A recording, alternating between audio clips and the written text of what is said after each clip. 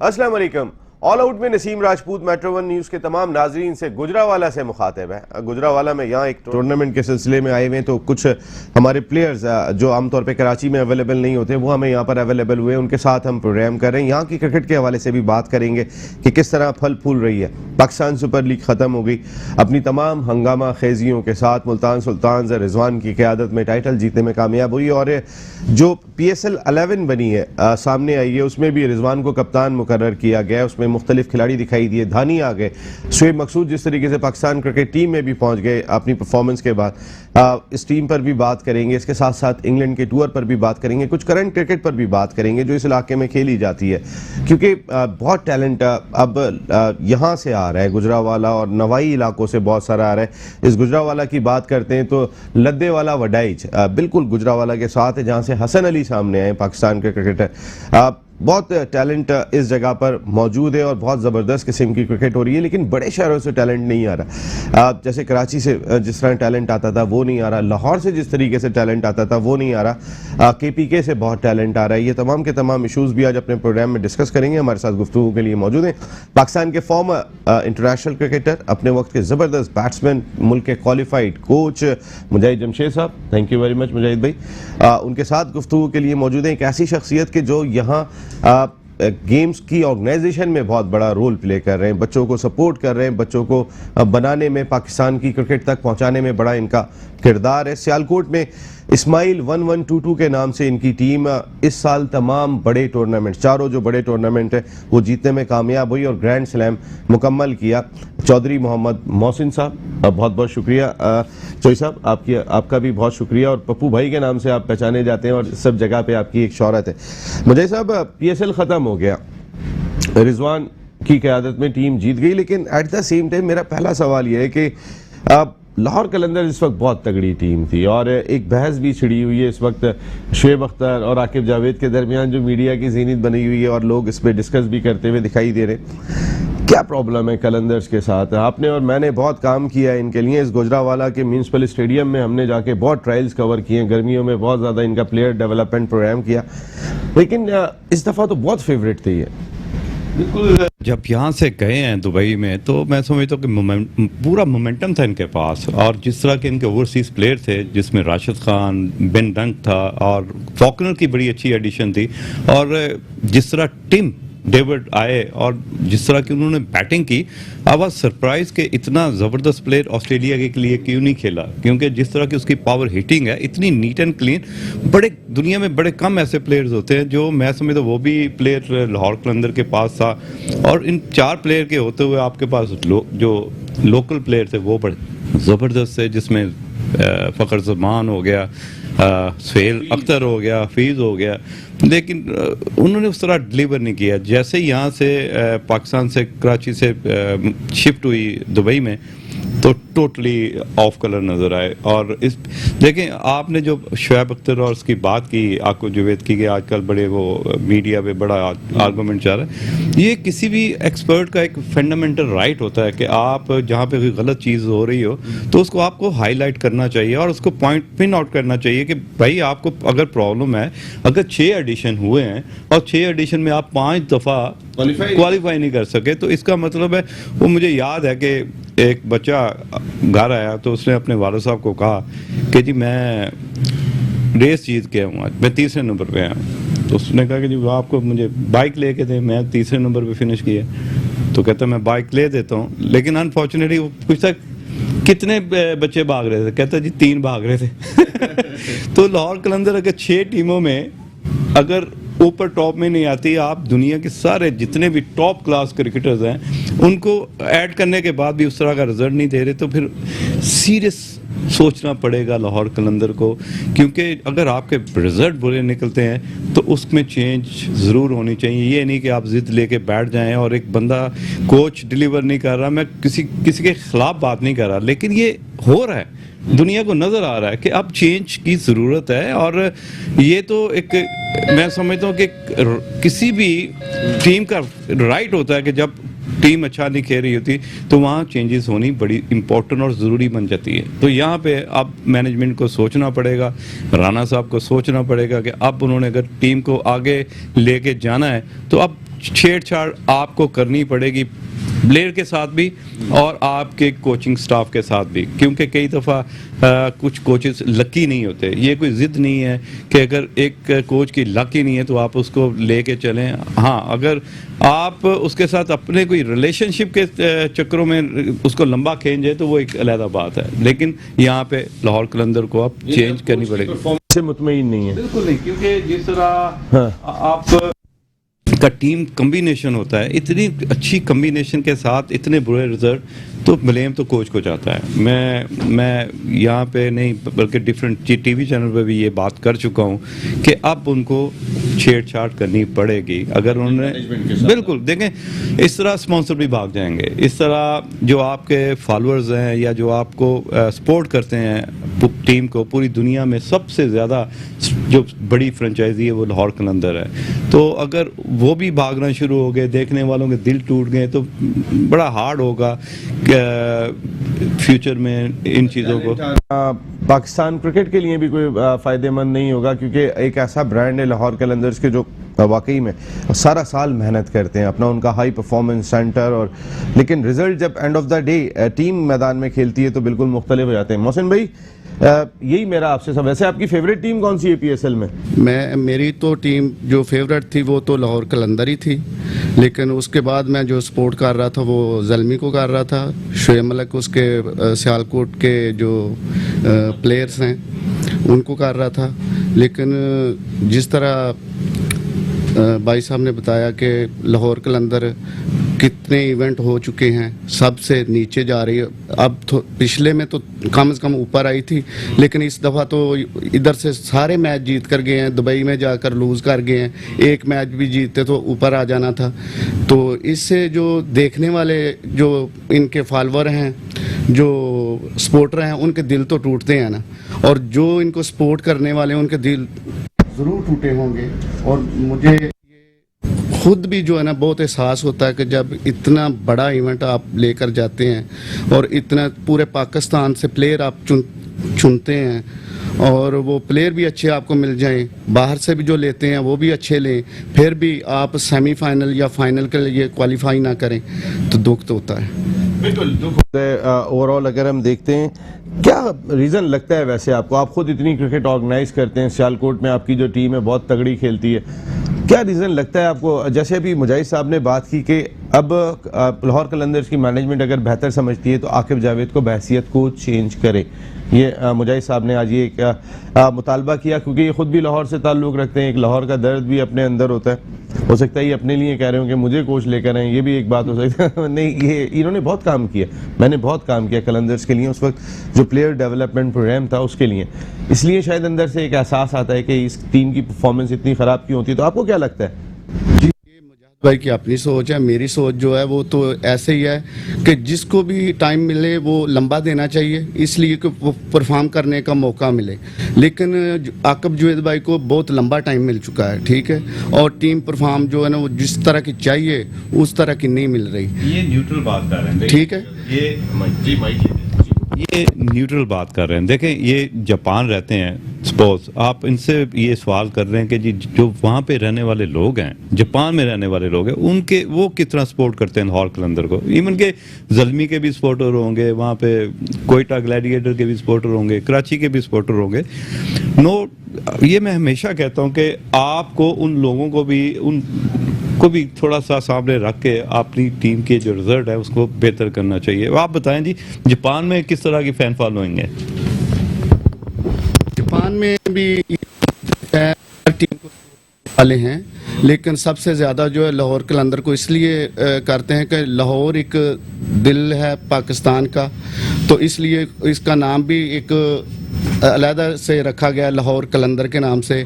तो उसके नाम से भी, और जो इनके ऑनर हैं उनको जो लोग हैं ना बहुत पसंद करते हैं, तो निचले दर्जे से प्लेयर ऊपर जो आकिब भाई ने, लेकिन परफॉर्म उनसे वो नहीं ली जा रही जो लेनी चाहिए, ठीक है, वो परफॉर्म नहीं वो ले सके अब तक, जो उनसे उन बच्चों से परफॉर्म लेनी चाहिए थी वो नहीं ले सके अभी तक। बिल्कुल एक अलहदा चीज़ है, उनसे परफॉर्मेंस लेना एक अलहदा चीज़ है। ये आपकी बात बिल्कुल समझ में आई। मोहसिन भाई, आपकी टीम है 1122 के नाम से, इस्माइल 1122, ये नाम समझ में आया नहीं है, जरा थोड़ा ये तो बताएं। सियालकोट में जो आपकी टीम खेलती है, ये इस्माइल 11 भाई जो 1122 है, ये 1122 एक रेस्क्यू है पाकिस्तान में, रेस्क्यू के नाम से जानी जाती है, इदारा है ये एक। और इस्माइल जो नाम है वो मेरे वालिद साहब का नाम है जो दुनिया फ़ानी से चले गए हैं। तो मैं उनका नाम रोशन रखने के लिए, उनका नाम बरकरार अपनी ज़िंदगी में रखने के लिए ये सोचा कि हमारे इलाके में जो था ना वो एक्सीडेंट बहुत ज़्यादा होते थे। तो मेरी अपनी एक कोशिश थी कि जो मैं एम्बुलेंस खुद की लेकर खड़ी करके इन लोगों को प्रोवाइड कर दूं, अपने इलाके के लोगों को।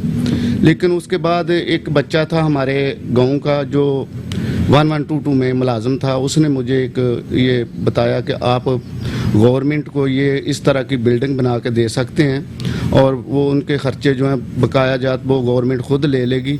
आप बिल्डिंग बनाकर जो है ना किसी भी नाम से 1122 के नाम पे जो भी नाम आप जोड़ सकते हैं वो जोड़ के दे सकते हैं और उस पे काम जारी हो सकता है। तो मैंने सोचा कि क्यों ना मैं अपने वाला साहब के नाम से जो है ना ये खिदमत सर अंजाम दूँ।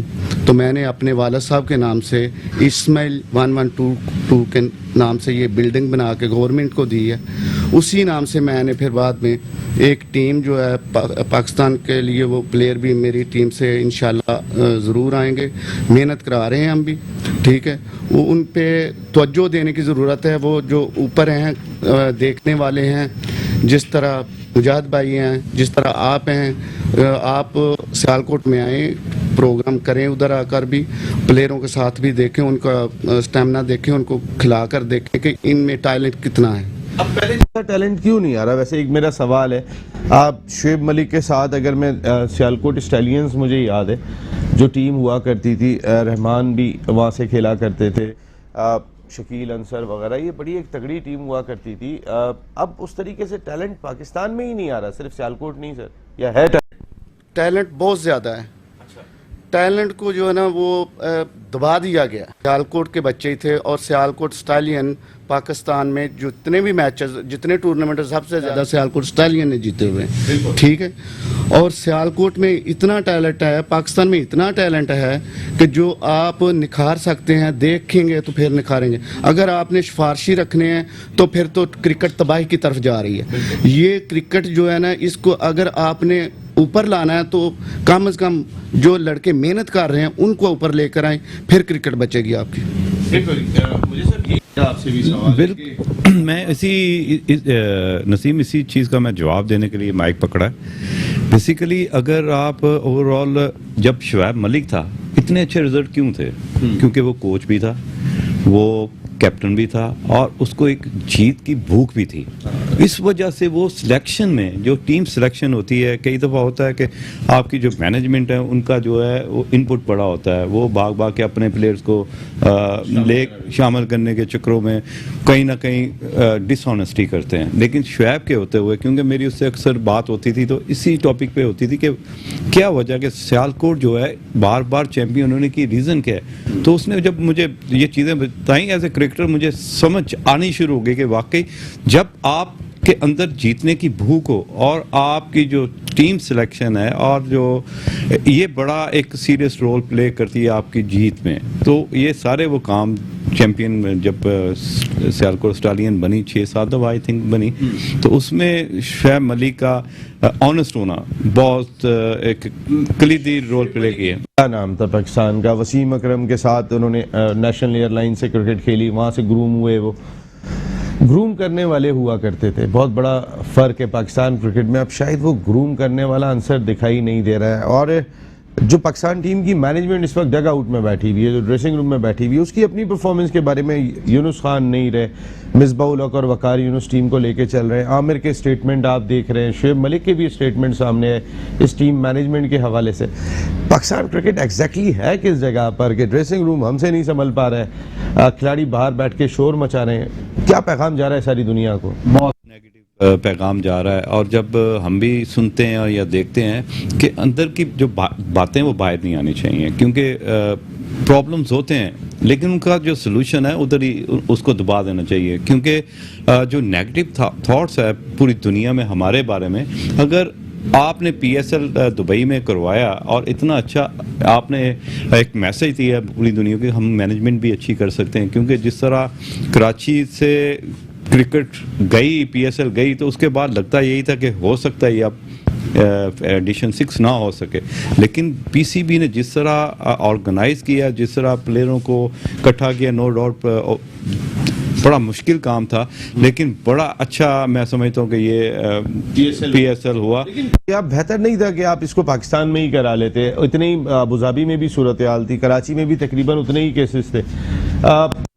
जो सिक्योर बबल नहीं बनता, जिसकी वजह से एक पहले भी मुलतवी हो गई थी। हमें डाउट है अपने हमारी शायद हम उस तरीके से पाबंद नहीं कर पाते हैं खिलाड़ियों को। देखें ना, वहाँ का लॉ है, कानून है, उन्होंने बोला नहीं निकलेगा तो कोई नहीं निकलेगा बाहर, और जो निकला बाहर, उमैद आसिफ की बात कर लेता हूँ मैं या हैदर अली की, उन्हें बाहर कर दिया। तो वहाँ का लॉ बहुत इंपॉर्टेंट था बायो सिक्योर बबल के हवाले से। वही रिजल्ट, क्योंकि मैं एक दिन पहले एक प्रोग्राम में बैठा हुआ, तो वही बात मैंने की कि अब आपने उस सिचुएशन में 2 प्लेयर्स ने जो वायलेशन की, वो आपके रिजल्ट पे ज़रूर इम्पैक्ट पड़ेगा और आप ये चैम्पियन रिजल्ट भी नहीं हो सकती, क्योंकि उस सिचुएशन में 2 प्लेयर आपको बाहर करने पड़े। उमैद आसिफ अच्छी बॉलिंग कर रहा था, चले ऑन एंड ऑफ परफॉर्म कर रहा था, बैटिंग स्लॉगिंग भी कर लेता था, और उस सिचुएशन में उन्होंने वायलेशन की जिस सिचुएशन में आपकी टीम फाइनल खेलने जा रही थी। तो कहीं ना कहीं ड्रेसिंग रूम में या आपके कमरे में कहीं ना कहीं ये डिस्कशन होती है, और जिसका जो रिफ्लेक्शन है वो प्लेयर्स पे पड़ती है कि यार वो उसने वायलेशन कर दी इसलिए वो टीम से बाहर हो गए। तो वो जो 2 प्लेयरों को ये जो पनिशमेंट मिली, उसका उनकी टीम के ऊपर भी रिजल्ट पड़ा। नो डाउट मुल्तान सुल्तान बड़ी फॉर्म में थी, बड़ी एनर्जी थी, रिजवान ने इतनी ज़बरदस्त कीपिंग के साथ अपनी टीम को संभाला हुआ था। लगता यही था कि शायद मुल्तान सुल्तान भी आज इस वक्त 6ठे पे फिनिश करे क्वेटा ग्लैडिएटर के साथ, लेकिन जिस तरह उन्होंने कम बैक किया, ऐसे लगता था कि फेवरेट घोड़ा पीछे से आया और सबको लेके चला गया, और उन्होंने बड़े आसानी से मैच जीते हैं। देखो, जब आपने कोई स्ट्रगल नहीं की, आपने बड़ा अगर आपने टॉस जीत के खुद खेला, उसके भी अच्छे रिजल्ट मिले, अगर आपने टॉस जीत के दूसरों को बैटिंग करवाई, उसके भी अच्छे रिजल्ट मिले। तो इसका मतलब है कि जो रिजवान की जो प्लानिंग थी, नो डाउट आपके कोचेस भी बड़े ज़बरदस्त है, मुश्ताक टैक्टिकली बड़ा अच्छा है, अजहर महमूद ने बड़ा अच्छा काम किया, धानी के साथ डेफिनेटली उसने काम किया होगा उसके बड़े, और स्पेशली यहाँ पे इमरान खान की अगर मैं बात करूँ कि उसका ये पहला एडिशन था, और जिस एज में वो जा रहा था, लगता यही था कि शायद उसकी T20 क्रिकेट में कहीं जगह ही नहीं बनती, लेकिन काम लेने वाला ठीक होना चाहिए, और अजहर महमूद, एंडी फ्लावर और मुश्ताक ने उनसे काम लिया और उसका जोर लगवाया। सबसे जो ज़रूरी चीज़ थी कि अगर इमरान खान को अगर आप बॉलिंग करते देखें, उसने ज़ोर से बॉलिंग की, हिट किया पिच को। तनवीर ने क्या गेंदें की हैं? ये आपको काम लेना आना चाहिए, उसने डिलीवर किया। जहाँ पे ज़रूरत पड़ी उसने 1 ओवर में 24 रन भी किए, जहाँ ज़रूरत पड़ी नए बॉल पे। अगर आप आखिरी मैच में देखें, लगता यही था कि ज़ल्मी शायद गेम में आ जाए, वहाँ पे जब सुहेल तनवीर को लेके आए, उसने शोएब मलिक को आउट किया, वहीं से मैच चेंज हो गया। मोहसिन भाई, आपने गुफ्तगू सुनी है अभी, ये ड्रेसिंग रूम का माहौल, आप क्रिकेट को ऑर्गेनाइज करते हैं, जिस तरह की खबरें आ रही होती हैं, शोएब मलिक के स्टेटमेंट दे रहे हैं, आमिर स्टेटमेंट दे रहे हैं, और अपने ही मैनेजमेंट के खिलाफ दे रहे हैं, अपने ड्रेसिंग रूम के माहौल को बता रहे हैं कि वहाँ की सूरत हाल क्या है। अगर हमारी टीम की परफॉर्मेंस में उतार चढ़ाव बहुत ज़्यादा दिखाई देता है, आज भी हम कह रहे हैं हमारी मिडिल ऑर्डर बैटिंग क्या होगी, हमारे बॉलर्स कौन से होंगे, हमारा टॉप ऑर्डर क्या होगा, तो उसमें इसका दखल है? जी बिल्कुल, इसमें दखल मैनेजमेंट का होता है। आप जब ड्रेसिंग रूम का माहौल अच्छा नहीं रखेंगे ना, तो प्लेयरों पे असर जाएगा, उसमें फिर वो पार्टीबाजी भी बनेगी। उसमें जो प्लेयर अच्छा परफॉर्म करेगा ना, वो जानबूझकर भी वो परफॉर्म नहीं कर सकता जो वो करना चाहता है, क्योंकि वो इल्ज़ाम देना चाहता है फिर मैनेजमेंट पे कि आपने मुझे ये नंबर पे खिलाना था, मुझे ये नंबर क्यों दे दिया।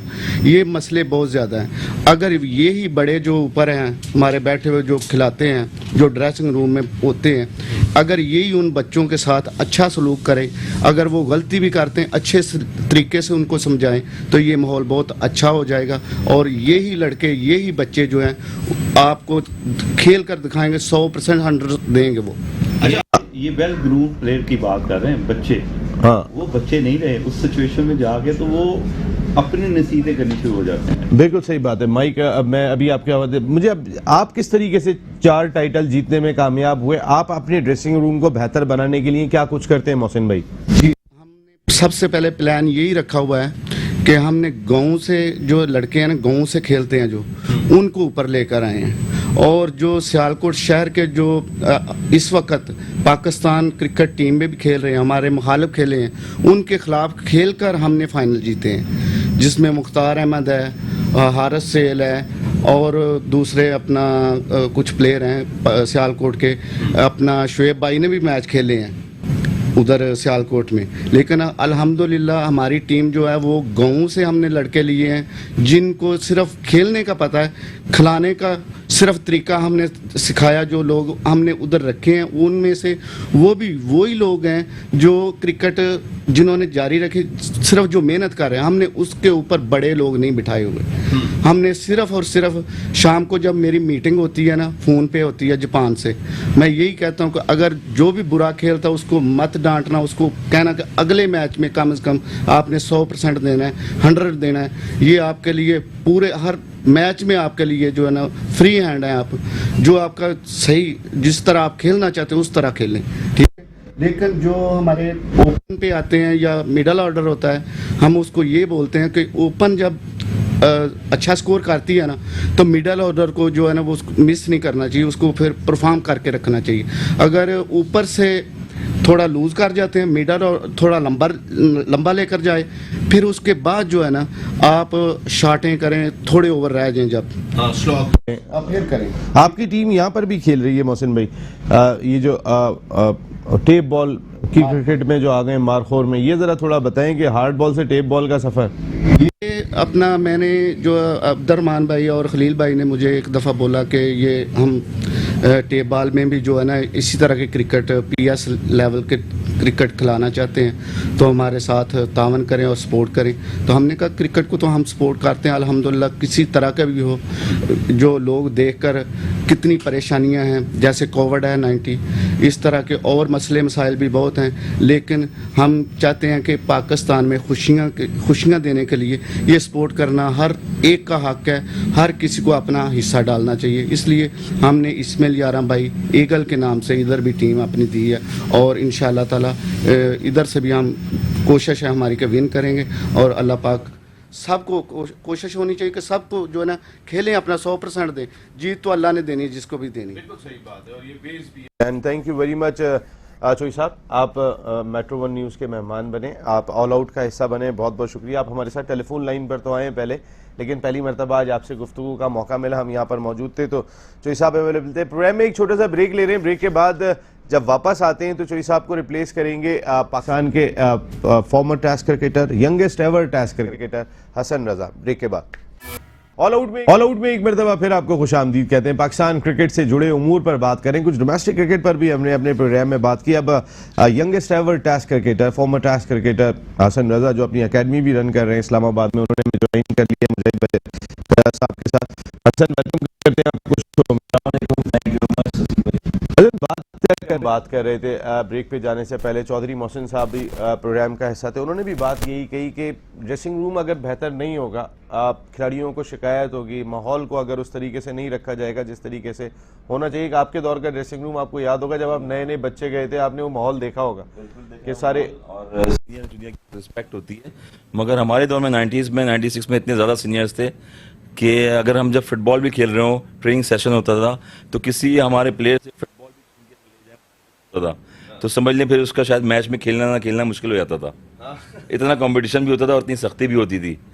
सीनियर जूनियर का यही कॉम्बिनेशन था। मगर सीनियर ग्राउंड में बहुत ज़्यादा सपोर्ट करते थे, यंगस्टर्स को हमें खिलाते थे, चांस देते थे, और प्रॉपर कहते थे कि जब ये तुम्हारा मैच आ रहा है उसमें आपने पाकिस्तान के लिए खेलना है, परफॉर्म करना है। और मैच में बड़ी लड़ाई होती थी, जैसे इंडिया के पाकिस्तान के हमारे उस दौर में 90s में जब मैच खेलना है, परफॉर्म करना है। और मैच में बड़ी लड़ाई होती थी, जैसे इंडिया के पाकिस्तान के हमारे उस दौर में 90s में जब मैच होते थे, बड़े आंकड़े के मैच होते थे वो। उस वक्त कोच कितने पावरफुल थे? देखें, कोच इतने पावरफुल नहीं होते थे क्योंकि उस टाइम पे जो प्लेयर्स खेले थे सीनियर्स थे, और सिर्फ प्लेयरों की ज़्यादा मानी जाती थी। और अगर आप देखें, मैं इंतखाब आलम साहब लेजेंडरी पाकिस्तान टीम के साथ रह चुके हैं बड़े अरसे, और अरसा बहुत उन्होंने गुजारा है सीनियर जूनियर्स के साथ, मगर सीनियर के साथ बहुत, तो वाहिद देखा है कि एक टाइम पे दौर में वो पाकिस्तान टीम जो है सिलेक्ट कर रहे होते थे, और आज पाकिस्तान क्रिकेट में वो दौर चेंज हो गया। आज 8 एनालिस्ट जाते हैं, 6 जो है असिस्टेंट कोच जाते हैं, और उसके बाद 4 कोच होते हैं और एक असिस्टेंट कोच होता है। तो फर्क आपको नजर आ गया 90s की क्रिकेट में, 90s की मैनेजमेंट में और इस मैनेजमेंट में कितना फर्क हो गया क्रिकेट में। बिल्कुल आप कोच की इतनी अथॉरिटी भी ज्यादा है कि आप क्यों बोल रहे हैं, फिर आमिर हो गए, शुएब मलिक हो गए, वहाब रियाज ने भी कुछ दबे लफ्जों में बात की। सीनियर्स जैसे अभी आप बात कर रहे हैं, जो सीनियर्स होते थे उनकी अथॉरिटी होती थी, आज सीनियर्स बाहर बैठ के चीख रहे हैं, और शायद ऐसा लगता है मैनेजमेंट को सीनियर चाहिए भी नहीं टीम में। बिल्कुल मैनेजमेंट को नहीं चाहिए, मगर मैनेजमेंट भी जो है कोई बाहर से आई हुई है, कुछ पाकिस्तान क्रिकेट में इतना सर्व नहीं किया हुआ। अगर वसीम खान की मैं बात करूं तो वो लंदन से खेलते रहे। उनकी बात कर रहा हूँ जहाँ पे मिसबा बैठे हुए, जहाँ वकार यूनुस बैठे हुए, और जहां पर अब यूनुस खान नहीं है। ऑब्वियसली यूनुस खान भी नहीं है, और आपको पता है कैसे जो है यूनुस खान एक खुद एनर्जेटिक मैन है, और यस और नो टच एंड गो वाला इंसान है वो। खुद भी खेलते रहे हैं, हम एक डिपार्टमेंट से एक साथ खेलते रहे, तीनों एक साथ खेले। हबीब बैंक और बहुत बड़ा नाम जी खेलते रहे, मगर डिसीजन प्लेयरों ने लिया है, और ये कि बहुत फ़र्क आ गया। मैंने बताया मैनेजमेंट में भी, चीज़ों में भी, मगर सोचना चाहिए मिसबा उल हक को, और जो कि मुसलसल पाकिस्तान टीम के साथ भी हैं। और मुझे याद है 2001 में मिसबा उल हक वही हैं जो एक टेस्ट खेल के आए थे, उसके बाद 10 साल पाकिस्तान टीम से ड्रॉप हो गए थे, फिर डोमेस्टिक उन्होंने खेली। तो यही जो बीत रही होती है, आप जो करंट प्लेयर होते हैं उनके साथ भी बीती है, और जो परफॉर्मेंस दे रहे होते हैं उनके साथ भी वही वक्त दोबारा रिटर्न होकर आता है। तो वही सिनारियो चल रहा है। मिसबा उल हक जो है कोशिश करते हैं कि कन्विंस करें, मोहम्मद आमिर को करें, दूसरे लोगों को, मगर जो प्लेयर जब अपने दौर में खेल रहा होता है, जब वो क्रिकेट से हट जाता है, तो वो यही कोशिश करे कि जो प्लेयर है उसके साथ जाती ना हो, और उसको टीम के साथ लेके चलें, ताकि उसका कैरियर जो भी रह गया है वो पाकिस्तान के लिए अच्छी तरह से फिनिश हो। जी बेसिकली अभी नसीम ने एक बात कही कि दुनिया का सबसे छोटा कम उम्र टेस्ट प्लेयर हसन रजा, और उसी सीट पे बैठ के आप सीनियर भी हैं, जूनियर भी हैं और सीनियर भी हैं। अब जूनियर में और सीनियर में जो फर्क है इस वक्त, जो आप जिस एज में हो, वो मैं आपसे एक सवाल करना चाहता हूं कि जब आप टीम से बाहर होते हो, नो डाउट आपने जितनी भी क्रिकेट खेली एज ए मेन प्लेयर खेले आप हबीब बैंक के लिए, मैं आपके साथ काफ़ी क्रिकेट खेला हबीब बैंक की तरफ से, आपके साथ पाकिस्तान ने का टूर भी किया, हमने इकट्ठे टूर भी किया, पाकिस्तान का बहुत बड़ा टूर था, बहुत बड़े स्टार जो है ना हमारे, और शुएब अख्तर के ब्रांड में से आए, अब्दुल रज़ाक वहाँ से आए, अजहर महमूद वहाँ से आए। अब जब आप टीम से बाहर, ये क्योंकि ये ऐसा एक टॉपिक है कि इस टॉपिक की वजह से जितनी भी डिस्कशन अभी हुई कि जिसमें आमिर का नाम आया, वहाब का नाम आया, शुएब मलिक का नाम आया, जिन्होंने इस वक्त मैनेजमेंट को थोड़ा सा लताड़ना शुरू किया हुआ है। आप क्या समझते हैं कि हसन के जब आप जूनियर से सीनियर होते हो, आपकी सोच सियासी होनी शुरू हो जाती, आप क्या समझते हो? ऑब्वियसली देखें, स्पोर्ट्समैन का काम होता है परफॉर्मेंस करना और खेलना, मगर सियासत तो हर जगह इन्वॉल्व हुई हुई है, और सीनियर होते हैं तो डेफिनेटली लाइकिंग डिसलाइकिंग आती है। फिर अगर ग्रुप चीज़ें बन जाएं, कुछ आगे पीछे हो जाती हैं, तो उसमें आपको पता है कि चीज़ें मैनेज करनी पड़ती हैं। जब आप टीम से बाहर होते हो उस वक्त क्या फीलिंग होती है? उसके बाद फीलिंग्स होती हैं, ना सज्जे होता है ना खबे होता है, कोई भी नहीं होता, आपको खुद ही टारगेट बनाना पड़ता है। जो कि आज सीनियर हैं, शुएब मलिक इंडिविजुअली खेल रहे हैं, हफीज़ हैं इंडिविजुअली खेल रहे हैं, इंडिविजुअली परफॉर्म कर रहे हैं, और अपने आप को मनवाने की कोशिश कर रहे हैं बार बार। ये है लुबे लबाब कि जब आप टीम से हट जाते हो, जब आप सीनियर होते हो, आप ऑलमोस्ट सियासी बन जाते हो, तो सियासत की वजह से आप इंडिविजुअल हो जाते हो। जब आप इंडिविजुअल होते हो तो फिर आप सेल्फिश हो जाते हो, जब सेल्फिश होते हो तो फिर आप टीम से बहुत दूर चले जाते हो, फिर आपको टीम की फिक्र नहीं होती, आपको अपनी फिक्र होती है।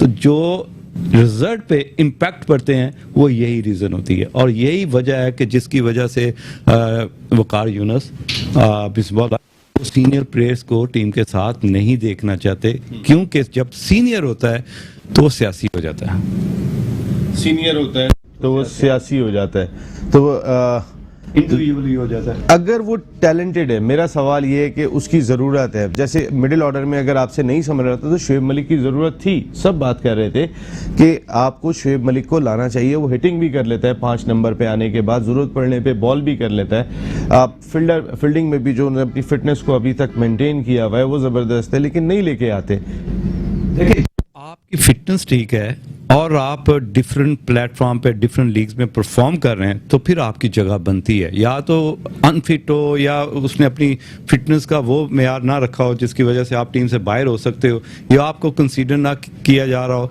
तो मैं समझता हूँ कि शुएब मलिक को एक फेयर चांस देना चाहिए, फेयरवेल देना चाहिए कि ये वर्ल्ड कप आ रहा है, ये आपका आखिरी इवेंट है और आपने पाकिस्तान क्रिकेट टीम की जीत में एक सीरियस कंट्रीब्यूशन देनी है। और जाने से पहले, क्योंकि किसी भी प्लेयर की एक ख्वाहिश होती है, अगर मैं यहाँ पे सचिन तेंदुलकर की बात करूँ कि अगर उसके साथ 25 साल या 24 साल का कैरियर, अगर उसके साथ वर्ल्ड चैंपियन का टाइटल नहीं लगता तो उसकी ज़िंदगी का वो जो चार्म था वो अधूरा था।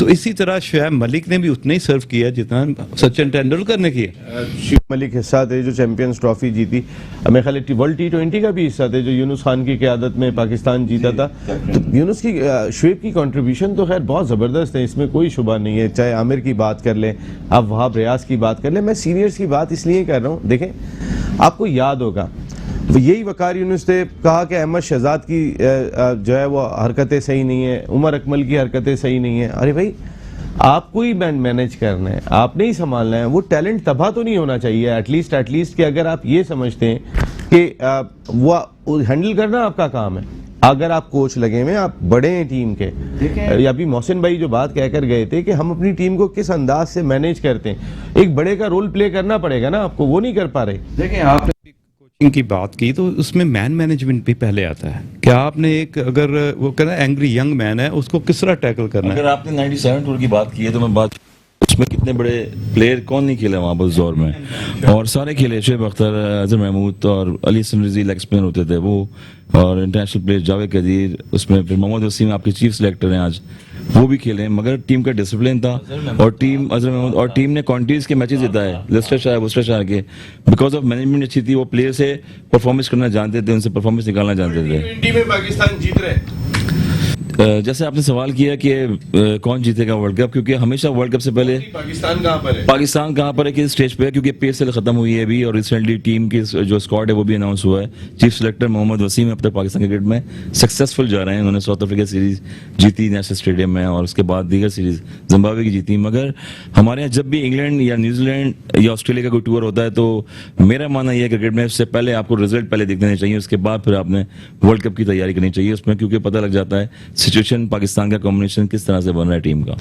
बिल्कुल। मोजी भाई, कितने चांस लग रहे हैं पाकिस्तान के? हमें मिडिल ऑर्डर समझ में नहीं आ रहा हमारा क्या है। शुएब मकसूद ने बदला आके एक सपोर्ट किया है। बिल्कुल, और जिस तरह की उसकी हिटिंग है वो थ्रू द लाइन, ये यानी कि जहाँ पे बॉल उसी एंगल पे खेलता है, तो ये इसका प्लस पॉइंट है। मैं समझता हूँ कि शुएब की एक अच्छा एडिशन है, उसको अपनी फील्डिंग इंप्रूव करनी पड़ेगी। टीम चांसेस, आप जिस तरह की आपका टीम कॉम्बिनेशन है, इससे तो कोई मैं उम्मीद नहीं लगा सकता। उसकी वजह यह है कि आपने जितने भी ट्राई एंड टेस्टेड प्लेयर हैं, जिसमें कुछ यंगस्टर्स थे, जब वो टीम से आउट होते हैं उसकी जगह सीनियर लेते हैं, तो वही बात हो रही थी कि वो थोड़ी सी इंडिविजुअल हो जाते हैं। और अब वह hard cricket, non stop cricket has been become a non stop action.